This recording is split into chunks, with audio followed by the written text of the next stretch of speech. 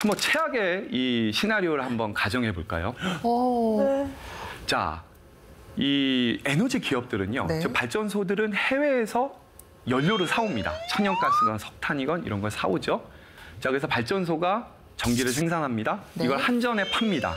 근데 한전도 발전소에 현금으로 정산을 해야 되거든요. 근데 한전에 적자가 50조 원이에요. 네. 돈이 없습니다. 그럼 한전은 어떻게 전기를 사오느냐? 카드로.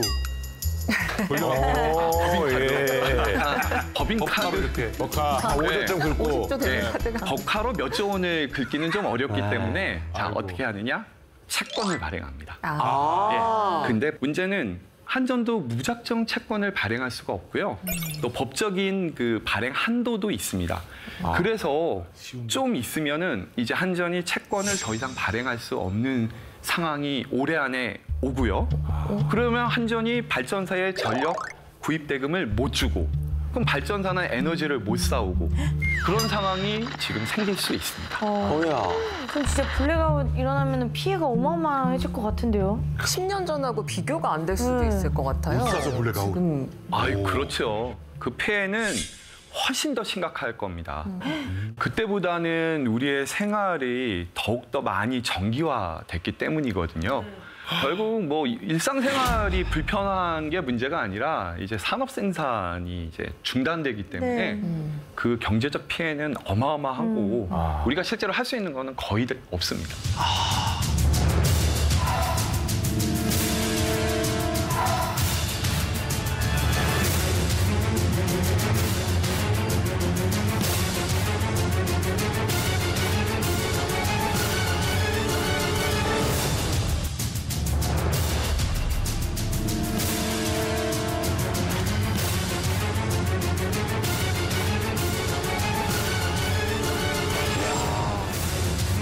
아유. 아, 어떡해.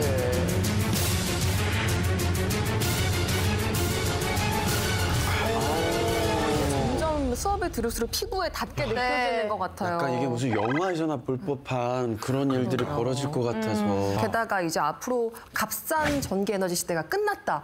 이거 진짜 너무 암울한데요? 네. 이렇게 제가 값싼 전기 시대가 끝났다고 얘기하는 데는 또 다른 이유가 하나 더 있는데요. 네. 자, 여러분들 현재 우리나라의 전봇대가 몇 개나 있을까요? 아, 전봇대요? 잠깐만. 정답은 15,816개입니다. 와, 너무 소극적이십니다. 그거밖에 없다. 훨씬 씨. 많은가요? 동네 근처만 써도 몇백 개가 되겠구만. 아, 500만 개 뭐 이런 게 있나요? 한 10만 개? 넘습니다. 와? 500만 개가 1000만 개가 넘어요? 넘어요? 와. 우리나라의 현재 전봇대는 1,008만 개, 즉 1,000만 개가 넘습니다. 엄청 많네요. 그러니까 우리나라 인구를 한 5천만이다 이렇게 보면 5명당 1개의 전봇대가 있는 셈이죠.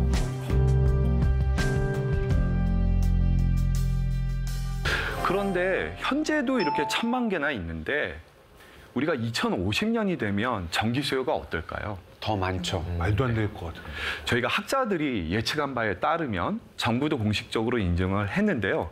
2050년이 되면 현재 전기 수요의 2.5배가 될 것으로 예상이 됩니다. 2배가 넘네. 2배가 넘게 확 오른다. 그렇다면 간단하게 예상해서 전봇대도 현재보다 2.5배가 돼야 됩니다.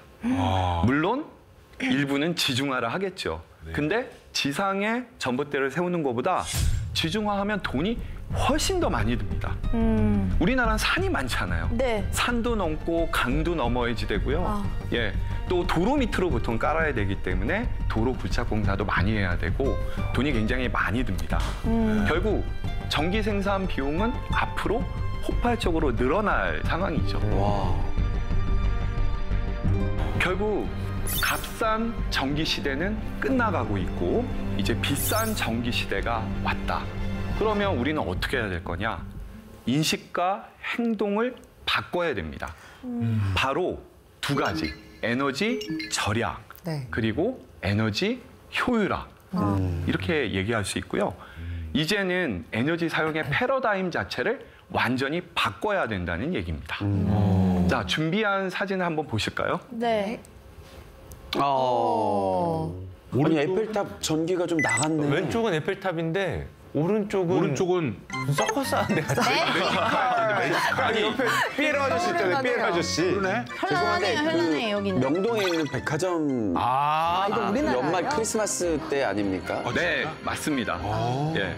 사실 작년 연말에 여기가 굉장한 명소였습니다. 저희 학생들도 사진 찍는다고 다 가서 밤에 사진 찍고 오고 맞아요. 그랬거든요. 도로에 난입해서 사진 찍을 네. 정도로. 저도 갔었죠. 자, 그런데 딱 사진이 대비가 되죠. 아, 둘의 가장 큰 차이가 뭘까요?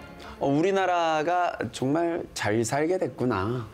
아 뿌듯하다. 네, 파리 프랑스보다 우리나라가 살기가 좀 좋아졌다.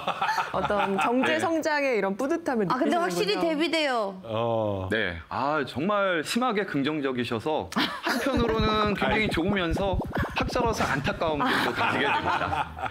이게 바로 전기 에너지에 대한 유럽과 우리나라 이 국민들의 인식 차이를 굉장히 극명하게 보여주는 사진이라고 생각합니다. 그러네. 자, 유럽 각국 정부는 전기 절약을 위해서 강력한 규제 정책을 폈습니다. 대표적인 게 공공 조명을 단축 점등하는 겁니다. 그러니까 불을 켜는 시간을 단축시키는 거죠. 그래서 프랑스 파리에 있는 에펠탑의 경우에는 1시간 일찍 소등을 했습니다. 이 에펠탑이 만약에 불을 안 켜면 6만 6천 가구가 전기를 쓸 수 있는 그 정도의 엄청난 양을 에펠탑이 쓰고 있다 보니까 이거를 규제를 한 것이고 예를 들면 이제 1년간 에펠탑 전기료가 어느 정도 나올 것 같습니까? 엄청나게 나오나요? 그렇게 쓰면은 전기료 한 1년 전기요금이 1,430억. 1,400이요? 억이요? 네, 억입니다. 그 몇 억 수준이 아니라? 네. 그래서 프랑스는 이제 1시간 소등을 하기로 한 거고 그 1시간 소등하면 에펠탑 전체에 쓰는 전기의 4%를 절약을 할 수가 있었습니다. 그리고 프랑스는 이 에펠탑만 조명을 끈 게 아니라 우리가 중요한 교통수단인 공항, 기차역을 제외한 곳에서는 아예 심야에는 조명 광고를 못하게 했습니다. 그리고 프랑스만 이러냐? 아닙니다. 독일 등의 다른 유럽 국가들도 이와 같은 규제 정책을 적극적으로 시행을 했고요.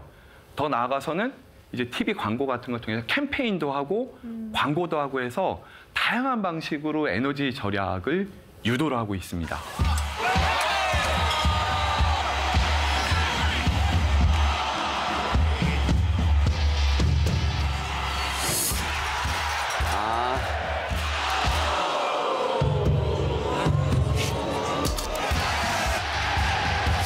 우와.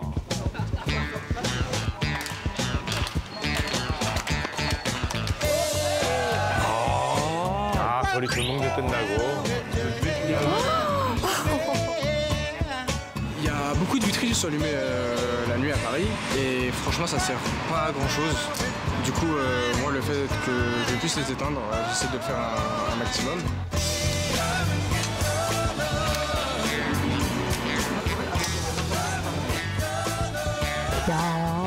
에펠탑만 하고 딱 깜깜하긴 하네. 이 정도면 저는 유럽 가서 양초 사업을 해야 되겠네요. 밤에 양쪽 기계. 네, 양초 장사 일관되십니다. 꽤 될 것 같습니다. 네. 그러면 저희 오늘 좀 조명 좀 낮추고 방송해도 되겠습니까? 네네. 아, 네, 지금부터라도. 좋습니다. 전 꺼도 자체 발광이 있습니다. 자, 제가 그 몇 년 전에 덴마크 에너지 공단에 이제 출장이 있어서 간 적이 있었는데요. 목이 말라서 이제 슈퍼마켓에 들어갔습니다. 그래서 콜라를 이제 하나 사는데요. 네. 똑같은 콜라가 냉장고 안에 들어간 거와 바깥에 있는 거하고 가격이 다르구나. 가격이 차이가 나는 거예요. 냉장고 안에 있는 게 30% 정도 더 비쌌습니다. 그러네. 그래서 제가 물어봤더니 전기는 원래 비싼 거야. 그러니까 냉장고 안에 들어간 거는 비싼 건 너무나도 당연해. 아무도 이상하게 생각하지 않는 걸 보고 너무나도 놀랬던 기억이 납니다. 그냥 전기를 진짜 비싼 상품으로 인식하고 예. 있는 거네요. 우리 같으면 뭐 잘못됐다고 할 것 같아요. 그러니까요. 예. 결국 이 비싼 상품인 만큼 그에 합당한 가격을 치르고 절약을 생활화하는 것이 맞는 거죠.